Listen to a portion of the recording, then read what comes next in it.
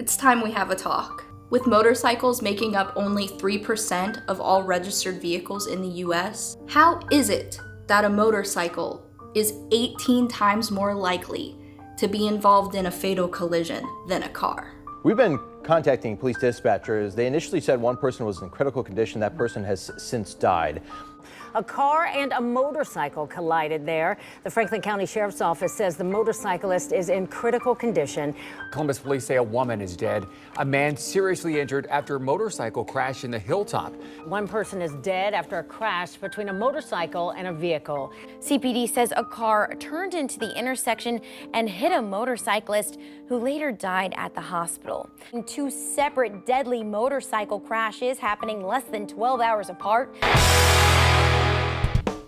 Hey, what's up everyone? My name is Biker Babe Beth, and a little disclaimer today. I'm not showing you these clips to deter motorcyclists from starting to ride. Of course I want people to start learning to ride motorcycles. That is not the point of this video. The point of this video is to educate those who are getting started on motorcycles or those who maybe need a little bit of a refresher on how to stay safe, because we all could use that, from the most veteran folks to the most beginner riders. My heart goes out to anyone that has lost someone they love to a motorcycle accident, and I hope that you guys sincerely understand how important it is to me that this video helps reach somebody to ride a little safer. It is just a fact. Motorcycles are dangerous, but they're so much fun, and that's where the predicament comes into play. And unfortunately, motorcycle accidents are increasing year after year. Up more than a whopping 20 to 22% in the last decade alone. That's insane. And another hard fact to hear, more than 80% of all reported motorcycle accidents have some reported injuries or worse. So what gives? Why is riding so much more dangerous than driving a car? Well, there's the obvious. No cage around you like a motor vehicle. You got no seatbelt. You got no airbags. All around, it's pretty obvious how and why motorcycles are just plain old more dangerous than regular vehicles. But riding in general can be plain just unsafe. You and I both know that. From all the video clips that you see on YouTube and Instagram every week, it's pretty obvious that riding a motorcycle can be extremely dangerous, not only because of how you ride, but most importantly, how those around you are driving. And you can't control that. All you can do is get enough skills and practice from riding to be ready to be a defensive rider, to be ready for those terrible distracted drivers on their cell phones. So I have been riding on and off again since 2015, 2016, after I graduated from college here in Ohio. And I have been very fortunate that I've only had 2 very close calls while riding. And I can tell you about those experiences very quickly and how they have shaped how I have rode after that incident. The very first one was probably about a year into riding, or less, maybe 6 months or so. I still wasn't a licensed rider yet. Ding ding, this is included in most of the reasons why a lot of accidents happen, but I was fortunate enough, I did not get into an accident in this situation, but being vigilant, being ready to stop made it so I didn't rear end someone. I was going down a 3-lane road, pretty busy road, going to and from work are where both of these incidences have taken place. I was going home from work from a busy mall area. It's called Easton here, if you're familiar with the Ohio area. I was traveling home from Easton after a work shift on my very first motorcycle. It was my 1981 Yamaha Exciter. Anyway, I was heading home and I was in the furthest right-hand lane. A young lady was in front of me. She merged to the left of me. I started to give her a little gas to go around this young lady. Shouldn't have done that. What happened was she immediately merged right back into front of me, stopped, and then turned right into a housing development that was right there. I'm lucky that I didn't smash into the back of her car. I quickly stopped, did kill my engine, stalled my engine. I'm also lucky that no one rear-ended me after having to stop abruptly. I didn't make any evasive maneuvering because I was far too close to her rear end when she merged back into my lane and I almost smashed her. But that was the first close call I ever had, only about 6 months, a year into riding. The second close call that I ever had was actually recently on my Sportster, traveling to work early in the morning. This was one of the particular mornings that the dump truck was going through the neighborhood. The dump truck is stopped on the 2-lane road. I'm about to pass it on the 2-lane road, and next thing I know, a gentleman in a Cadillac is popping out into my lane, coming head on towards me, but I did not have enough time to stop. Thank Lord, or whatever powers that be, he slammed on his brakes and I was able to do an evasive maneuver around his front end. But defensive riding is huge and so important in being able to make sure that you don't get into a major accident, especially in those first few years of riding when you don't have much skills practice or training. That's when it is the most dangerous. But even so, after about 7 years of riding, just a few months ago, I had that very close call with the front end of that gentleman's Cadillac trying to cut around the back end of that dump truck. It can happen to anyone, and that's why I'm making this video, for you guys to keep these things in mind while riding. I don't want to scare you away from riding if you're a newbie or wanting to get into riding, but I want you to get the training and skills that you need to be a safe and effective motorcyclist. So hopefully from my stories, you can hear that the reality is motorcycles are dangerous. So being scared or concerned for your safety while on a motorcycle ride is warranted. Don't let anybody make you feel like a big sissy because you have a moment of doubt in your riding. Ride your own ride, and that'll make sure that you're extra safe. Unfortunately, motorcycle riders are 28 times more likely to lose their lives in a fatal crash than those in a vehicle. There are factors that can increase your risk for a serious motorcycle accident. Number one, you all know the answer to this, and we all do it. We're all guilty. Alcohol. Number one, alcohol. 41% of motorcycle deaths in 2021 who died in single vehicle crashes were alcohol impaired. Number two, biggest risk factor in increasing your potential for a serious motorcycle crash. Riding without experience. It's usually unlicensed folks who are getting into these motorcycle accidents that are very serious. It's actually kind of shocking that 36% of motorcycle riders in 2020 who were in fatal crashes were unlicensed riders. And then number three, huge risk factor that I am always guilty of doing myself, never been caught or given a speeding ticket on my motorcycle doing, but speeding is a huge factor in contributing to a potential crash. 34% of all fatal crashes in 2020 were speed related as well. So all three of those factors significantly contribute to causing your risk factor to elevate while riding. Having a beer or two and having the skills to ride safely is all stuff that you have to take into consideration as a motorcyclist. From doing my research, it seems like a lot of articles, a lot of discussions, a lot of forums basically boil down to either ride your motorcycle sober or make it so you potentially could die on your motorcycle. Those are factors to keep in mind, folks. Am I a ride sober or get pulled over motorcycle babe? No, I am not. Do not get me wrong here.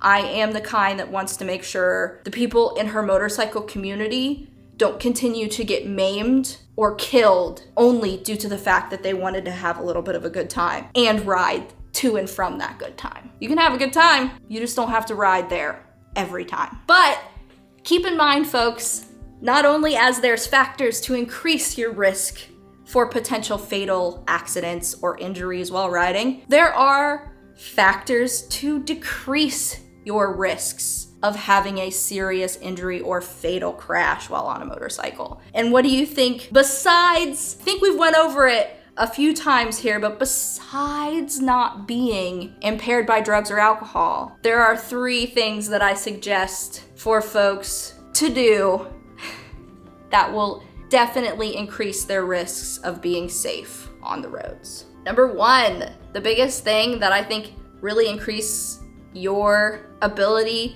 to make sure that you can ride safely and not get injured while doing it is proper training. Seems simplistic enough, but proper training, whether it's an MSF course with the state that you're in or a Harley Davidson Academy course with their fun bikes, just make sure that you guys get out there and get some sort of formal training like I did not. Yeah, I'm guilty of that. And honestly, it probably would have helped me in some of the scenarios that I've been in where I've had near misses. Number 2 seems like it should be number 1. These are in no hierarchy order, but number 2, and it comes up a lot, and a lot of folks have arguments on this, and I'm guilty of doing this myself, similar to the things you shouldn't do. These are the things you should do, and I'm guilty of not doing this, is wearing a helmet. I think that this is a huge factor in increasing your odds of survival if you are in a serious accident. It's estimated to be that you are 37% more likely to survive a serious motorcycle crash if you got your noggin covered. Now, is wearing a motorcycle helmet going to make sure that you survive every possible motorcycle accident or crash? No, the statistics aren't very good for all of the things that I'm telling you will help increase or decrease your odds. But nevertheless, it is worth trying to make sense in a completely chaotic nonsense world of what could be mitigating factors. As far as a helmet goes though, it is estimated to be 37% effective in preventing fatal accidents and preventing fatal injuries to motorcycle operators and 41% to their passengers. So no, a helmet is not always going to save your life. Similarly, loud pipes are not always going to save your life. Oh, I'm getting yelled at in the comments for that one, I'm sure. The third thing on my list that can help reduce your risks of a serious injury when in a motorcycle crash is just having the best gear that you can afford. The best DOT approved helmet. I prefer Scorpion. A lot of folks have their own brands that they're loyal to. Just make sure that you are wearing gear that makes it so you are ready for if you go down, you're ready for that slide. Dress for the slide. All right, guys, not for the ride. I know I'm guilty of being a squid here and there. Like I'm guilty of not wearing a helmet here and there. But serious riders that are taking long trips, that are exposing themselves to more risk factors due to more miles being put down that day, wear those Kevlar jeans, wear those protective jackets, wear those good rated helmets. It's just reducing your risk factors and what level of tolerance that you'll take of increasing your risks for death. And some days, hey, I'm feeling a little risky. Other days, I am not. Just keep that in mind, guys. Dress for what occasion you're going on and how you feel your riding skills are. And that brings me to the fourth factor that can help reduce your risk of serious injury or crashing on your bike. And this goes back to the stories that I told you guys. Riding defensively. I'm not gonna try and sell you a rider's defense course at the end of this video or anything, or a first aid course or any of those things. We'll get into the first aid portion of this video in just a moment, but I just want you guys to understand there are free courses provided by your state, your fire department. There are free courses online. Just look into it. I promise you, you do not have to pay for a free online course for basic first aid, CPR, and blood stopping knowledge. Stop the bleed. That's a huge important thing when it comes to motorcycle injuries that involve a lot of trauma. Just please keep in mind, there are factors that increase your risk. Being a dummy, getting drunk, riding really fast, and riding without the skills that you need to ride really fast. We hear the saying all the time. It is not if, but when. We hear that so often in the motorcycle community. And for a lot of riders, it takes actually crashing and having a serious incident for them to realize the seriousness of the machines that we are riding on. The National Highway Traffic Safety Administration estimates that motorcyclist fatalities are 24 times the rate per mile it is per vehicle's fatality. So 25 times more often per mile, motorcycles are crashing than cars. So obviously accidents can and will happen. And that's something I keep in mind every time I go out on the road, to have a healthy, safe fear of the two wheels that I am in command of that day. So what can you personally do to make it so that you're ready and prepared if you do get into a motorcycle accident while on the road? First and foremost, it's important to carry a handy dandy first aid kit, just something small. This just has bandages, butterfly closes, tape, bunch of different bandages, antibiotic ointment, ibuprofen, simple things, alcohol swabs. For those little boo-boos when you go ow, when you burn your little leg on your stupid muffler. But in all seriousness, when you have a real motorcycle accident, most of the time, the extent of your injuries are not gonna be covered by a little first aid kit like that. What you're gonna need is something called a trauma kit. And I was lucky enough that I know a registered ER nurse who helped me put together a trauma kit. And I've been meaning to make this video for a very long time for you guys, but after seeing how many fatalities there have been locally in my own city within the past few summer months, it's heartbreaking to see. Police dispatchers, they initially said one person was in critical condition. That person has since died. One person is dead after a crash between a motorcycle and a vehicle. And hit a motorcyclist who later died at the hospital. And two separate deadly motorcycle crashes happening less than 12 hours apart. And I've decided that I'm going to start carrying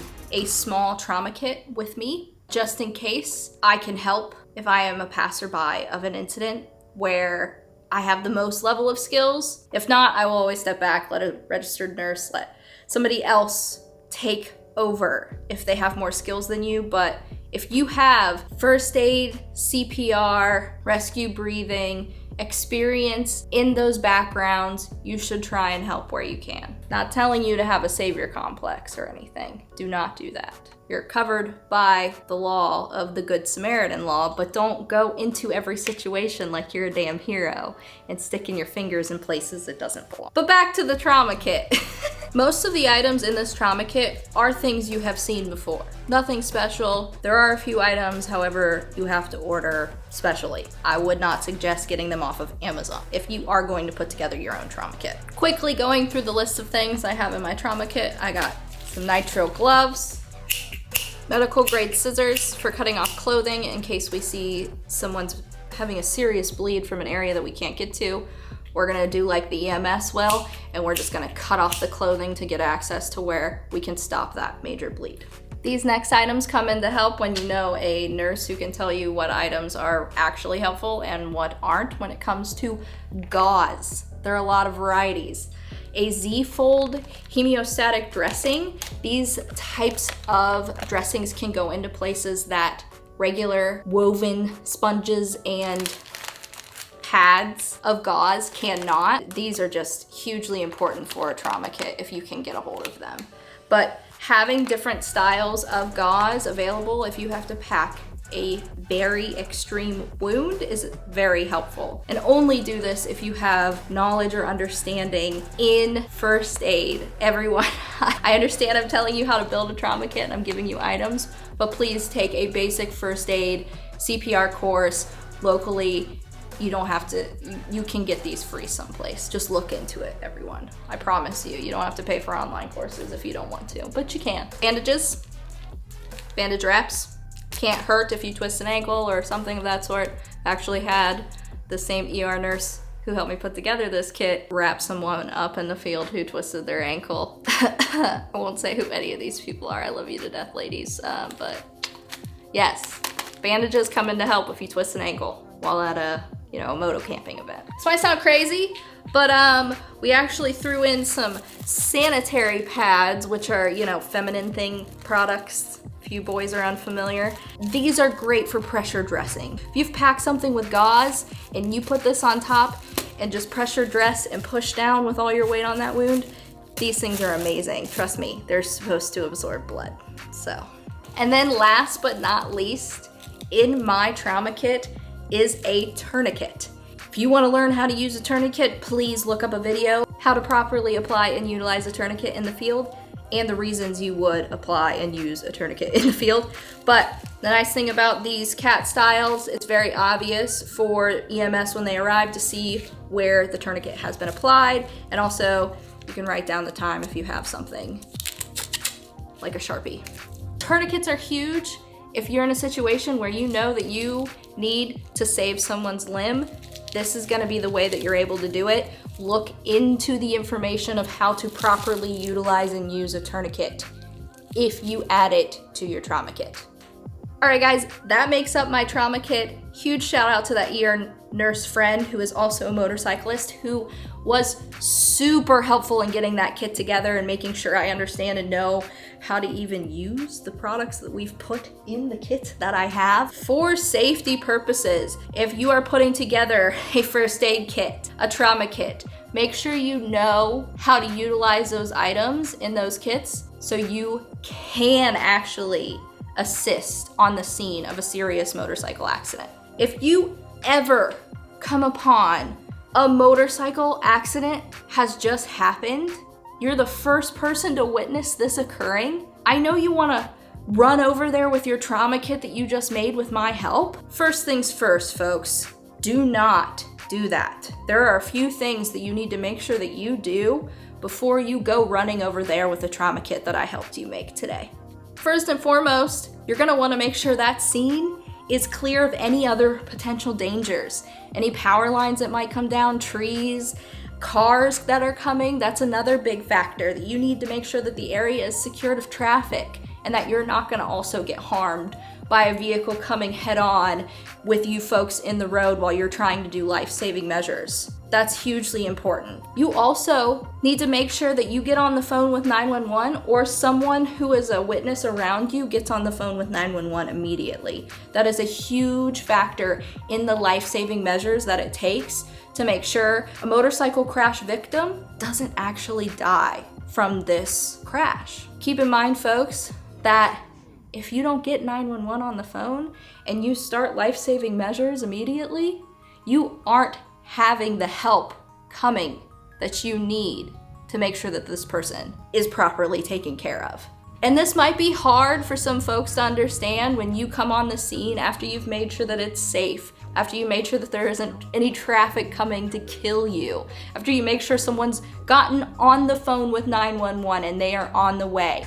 You are able to start helping this person who needs your trauma kit assistance. So first and foremost, folks, do not, under any circumstances, I repeat, do not remove their helmet. Their helmet can be a stabilizing item for the neck in case there's any head or neck injuries. I understand if that person's saying, I wanna take my helmet off, I wanna take my helmet off, I wanna take my helmet off. Ask them to stay still, lie there, wait for emergency services to arrive. No, we're not taking your helmet off, sorry.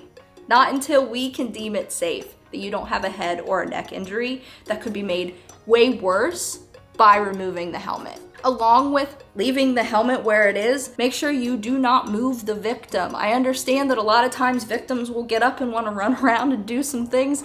If you can do your best to make sure that they remain calm and stay where they are, lay flat, do not move, that's the best case scenario for when EMS arrives and can assess what kind of situation that this victim is in. After you have not removed their helmet, assured that they don't move themselves, make sure that there is no bleeding. External bleeding can be stopped with your trauma kit and all of the items that we've put inside of it. So make sure that you are quick to identify where there is serious external bleeding that you can address with pressure and packing of gauze in the wound if possible. Once you are controlling bleeding, making sure they're breathing, starting CPR if they're not, 911 will assist you with all of these things on the phone. So keep in mind, if you are scared, you don't know what you're doing, if you do not have first aid background, you can still help a downed motorcyclist because the 911 911 operators will walk you through everything that you need to do to try and keep this motorcyclist alive. And it's always worth being a good Samaritan and trying to help if you see somebody that is a downed motorcyclist. Once you pressure treat all the wounds and you have called 911, all that's left to do is just to wait for emergency services to arrive and finish out the remainder of treatment for this victim. All right, guys, I hope that going through a lot of information with you guys about how important it is to remain safe on your motorcycle, how the statistics are not on our side as motorcycle riders. Honestly, it's kind of crazy after spewing all of these different facts to you guys, how contrary most accidents truly are. When you think about it, most people would assume most accidents are gonna happen when you take long road trips and do thousands of miles, but now unfortunately they happen 2 blocks from your house. And they happen during the day, and they happen in good weather, and they happen when you're wearing your helmet, and they happen when you're riding defensively, and they happen when you least expect it. So it's up to every single motorcycle rider out there to make constant assessments of what risks they're willing to take for that ride on that particular day, and how to keep reducing those risks on future rides. All right, guys, thanks so much for hanging out with me in my garage, listening to me spew a bunch of different motorcycle facts, but I genuinely, wholeheartedly hope to see less news reports of serious motorcycle crashes and fatalities in my area, and yours too. All right, guys, I'm thinking about you. Ride safe. Once again, I'm Biker Babe Beth, and I will check you guys on the next video. Peace out.